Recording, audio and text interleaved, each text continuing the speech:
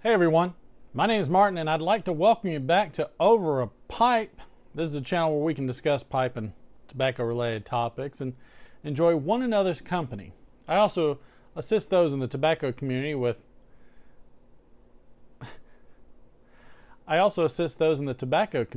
finding rare tobacco blends. But you know what? Today we've got a specific reason for being here, and that's a tobacco review. So let's get into this review of Esoterica's Tilbury. So good. Let me light up here for a second.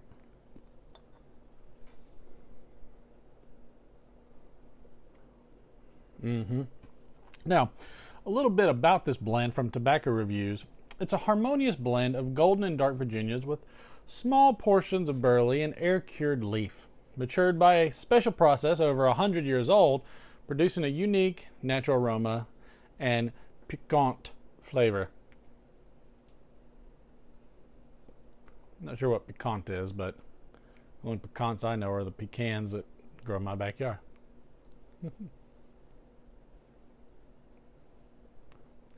Now, a little different from what I normally do. This time I've got one large review from one specific reviewer, and it was a lot of fun. And so let's enjoy this wonderful review from one with years of in-depth knowledge and experience, Emeritus, who put this in March of just this year, 2019, and said, I remember back around 2008 and 09 when I first started my pipe tobacco sampling frenzy. I used another handle at the time, but have recently rejoined Tobacco Reviews and forgot about this one. I'm gathering up my notes and editing them.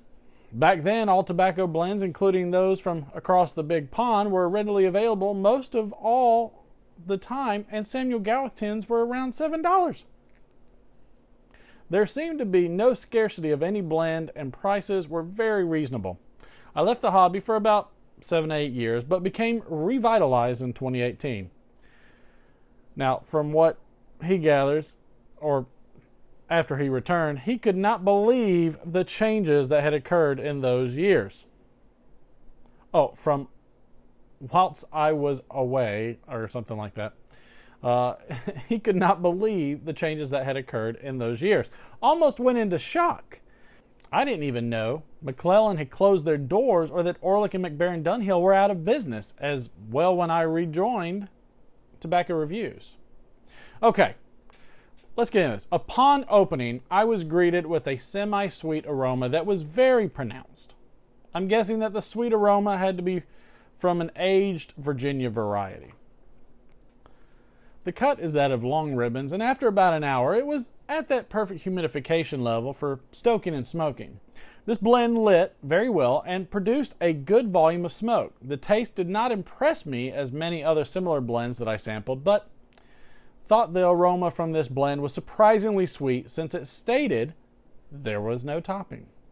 It seemed to me back in the day that Esoterica blends were simply ordinary, with the exception of Stonehaven, which became one of the best of the genre that I ever tried.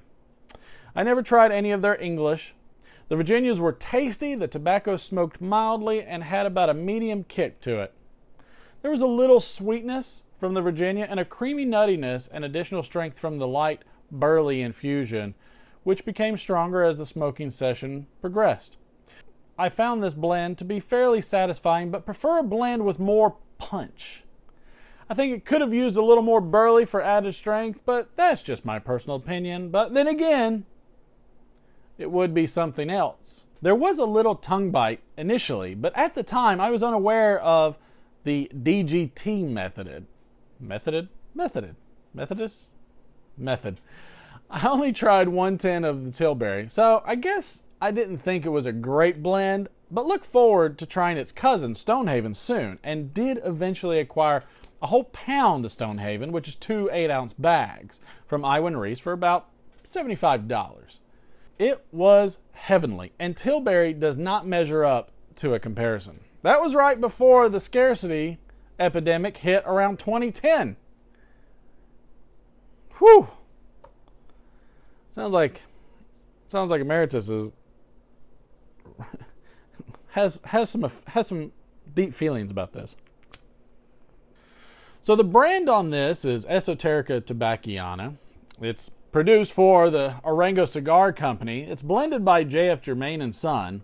The blend type is a Virginia Burley, or a Weber, however you want to call it. The tin type is a, what is it, 2 ounce vacuum sealed tin. It also can come in an 8 ounce bag, so don't shy away from that either. Now the cut on this is a ribbon to probably shag cut. I would say moisture wise, you could give it about 30 minutes of drying time.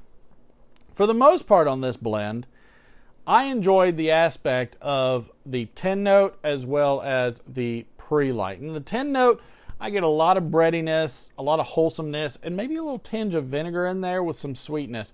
But when I draw on it on the pre-light, I'm getting a ton of bread, honey, and molasses, and it's just delicious. It is wonderful. I'm getting no tongue bite. This is a mild blend that is very, very subtle, like I feel a lot of the Esotericas are. Even if I puff on this hard, I might scorch just a little bit, but it's just a very almost burnt breadiness, which is not necessarily appetizing, but it holds on to the refined quality that it has very, very well. And depending on your cadence, you can go from a very strong, harsh toastiness to a very light oat breadiness, maybe even yeasty. There is some sweetness in there, but it's almost like a nice bread with a bit of, just crushed up nuts in there with some grain. It's so good.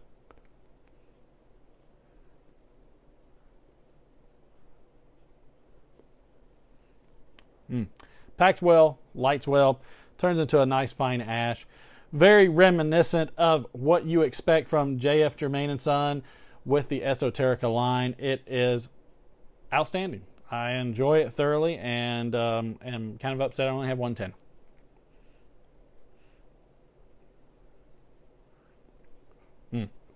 Well, that's going to conclude this specific review. I appreciate you stopping by, hanging out with me a little bit, going through this review. And you know what? We're, like Mel Harris says, we're having more fun than we should be allowed to do. Please make sure to like, share, and subscribe. Hit that notification bell. If you have a hankering to get yourself some rare tobaccos, we will do live streams every time we are able to find a Esoterica drop. It is a lot of fun. We have a lot of people participating, and we appreciate everybody involved in this channel. You know what? I ain't got nothing witty to say. Just go out there, get you some Tilbury, and stick it in your pipe and smoke it, because I feel like smoking mine.